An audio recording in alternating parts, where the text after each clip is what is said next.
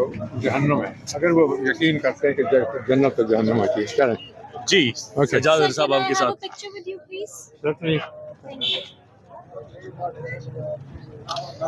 Sir vote हमारे से ना क़यामत के दिन पूछा जाएगा कि ये एक आपसे आपके एक मॉरल रिस्पॉन्सिबिलिटी थी, एक सोशल रिस्पॉन्सिबिलिटी थी, तो क़यामत के दिन इसका भी हमसे सवाल होगा। अगर क़यामत पे यकीन नहीं ना और मॉरल रिस्पॉन्सिबिलिटी थी तो क्या रोल प्ले किया था। तो we should vote and we should be able to tell Allah कि इसलिए हमने वोट किया था कि हमने एक जुल्म के निज़ाम के खिलाफ अपना रोल प्ले किया और जो हमें हक पे जो है हमने उसके साथ दिया।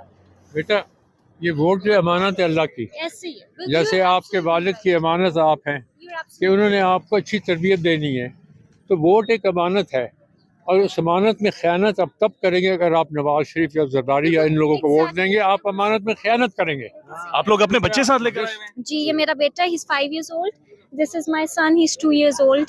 और अल्लाह करे इंशाल्लाह अल्लाह ताला हक के साथ है। अल्लाह सजाद साहब ये पहली दफा है कि बच्चे माशाल्लाह देखे ना, ये इन बच्चों ने 80-80 साल जीना है, ये देखकर जा रहे हैं सारा माहौल, सारे वालात व वाक़यात, क्योंकि इनके अंदर शऊर आया है जो सारी जिंदगी 75 साल इनको आने नहीं दिया। अयूब खान ने अपनी किताब में पता क्या लिखा है? हाँ।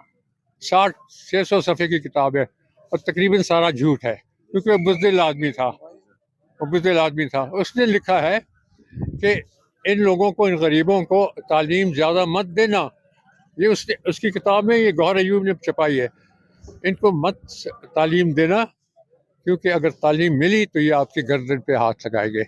ये यानी ये रसूल करीम सल्लल्लाहु अलैहि वसल्लम का क्या एज़ाज़ है कि तुम चीन तक जाओ लेकिन इल्म हासिल करो। अल्लाह का सजाद साहब सर ये इन्हें दलील क्या देंगे आप इन बच्चों को समझाने के लिए? आपने फिल्में जारी कर दी, आपने अदालतें अपने नीचे लगा ली, आपने जुबानें खींच दी, इस बच्चों के ये दलील क्या देंगे 10 सालों बाद आपने क्या किया था? ये आप याद रखें कि यहाँ पर ना इंसाफ है और ना जैसे एक खातून है जस्टिस इस मुल्क के अंदर, सिर्फ एक खातून जो कि आहनी है, जो उसके फौलाद की तरह है, लेकिन आप कभी उसको किसी बेंच पे नहीं देखेंगे बैठाए हुआ। जस्टिस आयशा की बात कर रहे हैं। इसको ईसा और ये मतलब क्या नाम है, अफरीदी और मिनल्ला, ये मेरे हाथों बड़े, मैंने इनको कईयों को तो मैंने अपनी गोदी में उठाया हुआ है। तो मुझे अफसोस, मुझे इनसे बड़ी उम्मीद थी, लेकिन मुझे अफसोस होता है कि एक बिल्ले का निशानी, तुमको इतना खौफ है, लेकिन तुम्हें अगर खौफ है इसका मतलब है तुम सियासतदान हो। तुमने हुदाबिया में जो किया है। काजी साहब के साथ मसला क्या था सर?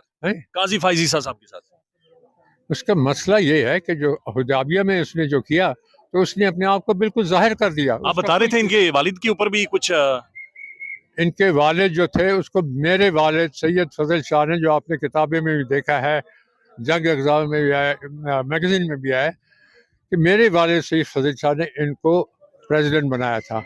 जब कायदे आज़म ने रहमतुल्लाह अलैह मेरे वालिद से पूछा, ये सारी किताब हिस्ट्री में है, आपको दिखाई है मैंने, द ग्रेट लीडर में, तो उन्होंने कायदे आज़म ने कहा कि आपने सिंध बल्चिस्तान में बुनियाद रखी मुस्लिम लीग की, तो आप ख़ुद क्यों नहीं बने प्रेसिडेंट?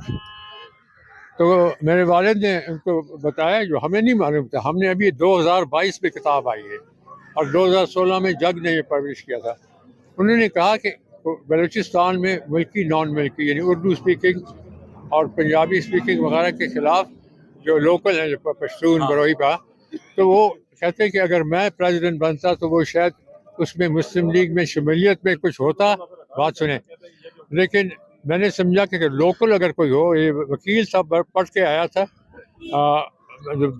जो बुनियाद थी वो तो 1938 में रखी थी मेरे वालिद ने, और ये आया था वापस 1939 में। तो इसको फिर बनाया मेरे वालिद ने मुस्लिम लीग का प्रेसिडेंट।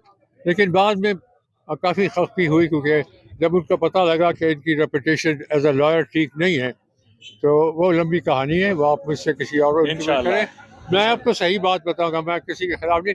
काजी ईसा को मैं 100 दफ़ा मिला हूँ, हम उनके घर जाते थे अपने स्टूडेंट फेडरेशन के। जी ये सवाल कोई करना चाह रहे हैं? वन पिक्चर जो अनफॉर्चुनेट बात है, एक बात जो अनफॉर्चुनेट बात है वो ये है कि अब आके ये चीज़ एस्टैब्लिश हो गई है हाँ जी, क्या हुआ? अभी हमारे ना वहाँ पे रश बहुत था जहाँ पे ये बना के दे रहे थे। हम लोगों ने ये पर्ची तो उनसे बनवाई है, लेकिन वोट हमारा खान का है।